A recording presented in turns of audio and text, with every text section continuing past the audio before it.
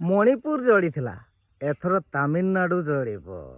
ହଁ, ତାମିଲନାଡୁ ନୁହେଁ, ସେ କ୍ରାଇଷ୍ଟ ନାଡୁ ହେଇଯିବ। ଯଦି ଥାଲାପତି ବିଜୟରୁ ଜୋସେଫ ବିଜୟ ହେଇପାରୁଛି, ତାହେଲେ କ୍ରାଇଷ୍ଟ ନାଡୁ କ'ଣ ପାଇଁ ହେଇପାରିବ ନାହିଁ? ହଁ, ବିଜୟ ଥାଲାପତି ସରି ବାଳପତି ନା ଆଉ ଶଳା, ସିଏ ହେଉଛି ଜୋସେଫ ବିଜୟ। ସିଏ ଗୋଟେ ପରମ ଆଜ୍ଞା, ବୁଝିଲ ନା। ଦେଖନ୍ତୁ, ନହେଲେ ତାକୁ ସମର୍ଥନ କରୁଥିବା ଲୋକମାନେ ବର୍ତ୍ତମାନ ତାକୁ ବିରୋଧ କରୁଛନ୍ତି। କ'ଣ ପାଇଁ? କାହିଁକି ନା ସିଏ ସନାତନୀ ବିରୋଧୀ। କିନ୍ତୁ ଏଇ କଥା ତାମିଲନାଡୁର ହିନ୍ଦୁମାନେ ଜାଣିନଥିଲେ।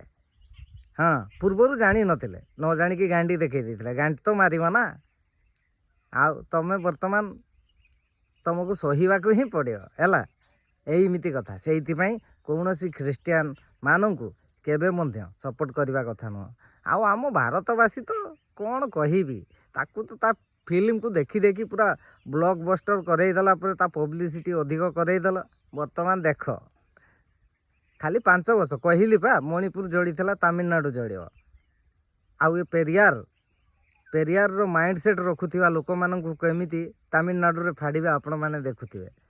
ସବୁଠାରୁ ଯଦି ଅଧିକ କଟ୍ଟର ଦେଖିବାକୁ ମିଳିବ, ସିଏ ହେଉଛି ତାମିଲନାଡୁ। ଆପଣ ବହୁତ ଜଲ୍ଦି ଦେଖିବେ ରେଜଲ୍ଟ ତାମିଲନାଡୁରେ କ'ଣ ହେବାକୁ ଯାଉଛି ଆଗକୁ।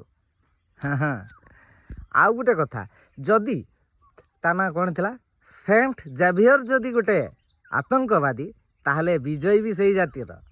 ସିଏ ସିଏମ୍ କମ୍, କଣ୍ଟା ପିଟା ପାଳ ଭୂତ ଅଧିକ ଲାଗୁଛି। ଜୟ ଜଗନ୍ନାଥ। ବାଳ ଛୁଡ଼ିବ। ତମେ କ'ଣ କହୁଥିଲ ବେ କମେଣ୍ଟରେ? କ'ଣ ଚୁପଚାପ ହେଇଗଲୁ? ଆଜିଠାରୁ ତମ ଗାଣ୍ଡି ଫଟଉଛି। ଡେଲି ଆସିବି, ଖ୍ରୀଷ୍ଟିଆନ ମାନଙ୍କୁ ଭଲସେ ପେଲିବି। ବୁଝିଲ ବେ କୁକୁର ଜାତୀୟ ଖ୍ରୀଷ୍ଟିଆନ? ହଁ, ସୁଧରି ଯାଅ।